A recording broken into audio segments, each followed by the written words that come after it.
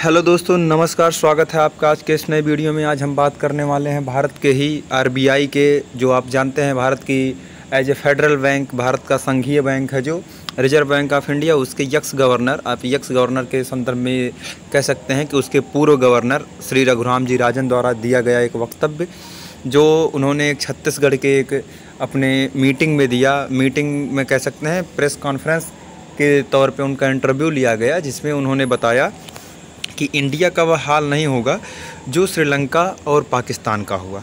देखिए, India doesn't have problem like Pakistan Sri Lanka, what Raghuram Rajan said.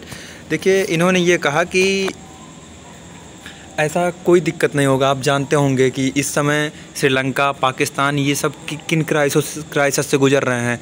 Pakistan ने यहाँ तक कि अमेरिका से सीधे हाथ खड़ा कर दिया है।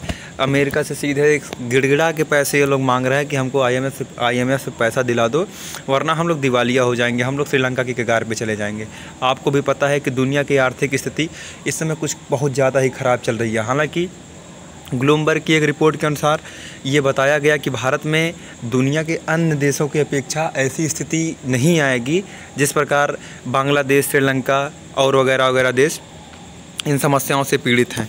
लेकिन इनका कथन इसलिए महत्वपूर्ण हो जाता है क्योंकि आपको पता है कि यही रघुराम जी राजन हैं जिन्होंने भारत की अर्थव्यवस्था को एक नए सिरे से, नए आयाम से मोदी गवर्नमेंट में, आप कह सकते हैं नरेंद्र मोदी के नेतृत्व में, एक अच्छे पायदान पे पहुंचाया।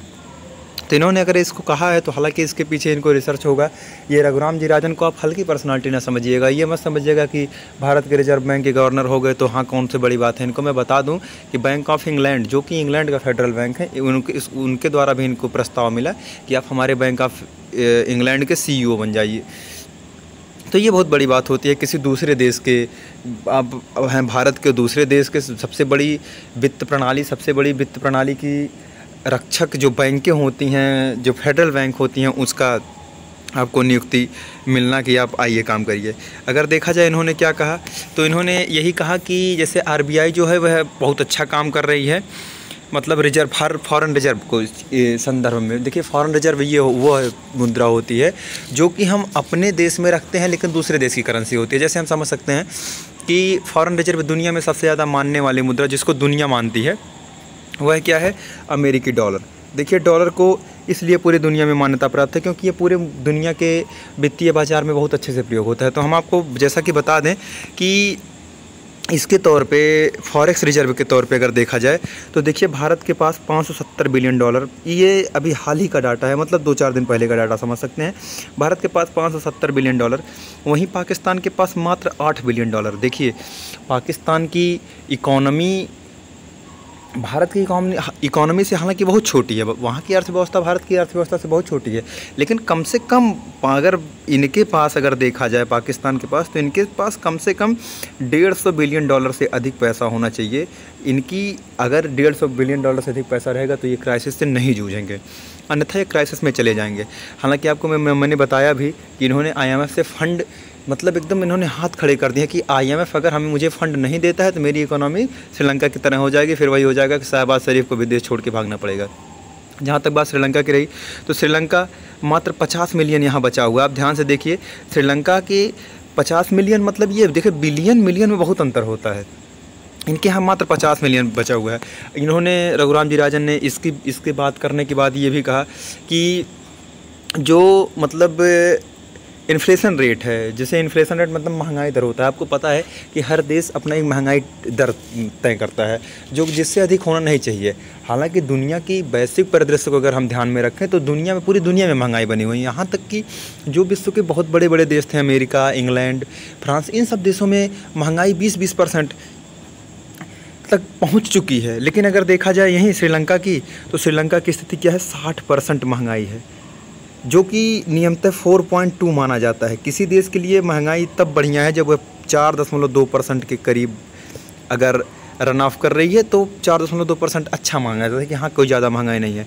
श्रीलंका में 60% ये हो गया है, पाकिस्तान में यह 24% है, और अगर भारत के देखा जाए तो भारत में यह चीज़ 7% है। सबसे बड़ी बात हो जाती है। आप यहाँ से यहाँ ध्यान दीजिए, यहाँ मैं गोला बना रहा हूँ, यहाँ देखिए 7% लिखा है। Indian annual inflation rate in June remained painfully above the 7%। आप समझ सकते हैं अगर 7% महंगाई है तो हम लोगों को पेट्रोल, डीजल, यहाँ तक कि खाद्य तेल, इन सब में कितना बड़ा आप देखते होंगे। आप लोग तो गांव देहात से बिलोंग करते होंगे, आशा करता हूँ शहर के भी होंगे, लेकिन हालांकि रेट तो तेल का वही रहेगा ना। आप खाद्य तेल अर्थात जैसे बैलकोल्हू आता है, फॉर्चून आता है, ये सब रेट 200 रुपये लीटर हो गया है। जो तेल यही समय है कोरोना के पहले 2 साल 3 साल पहले यही तेल 100 रुपये में, 90 रुपये मिलता था, लेकिन आज वही तेल 190 में हो गया। सीधे आपको डबल महसूस हो रहा है।